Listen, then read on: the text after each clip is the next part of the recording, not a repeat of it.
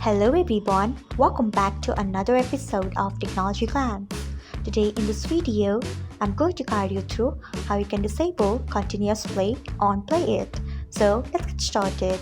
Firstly, open PLAYit app in your device, then tap on your profile icon, next tap on settings, then tap on video, then scroll until you find continuous play, then turn off it by tapping on it.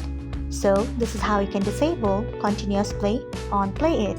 Thanks for watching. If you found this guide helpful, we would love it if you hit the thumbs up button below.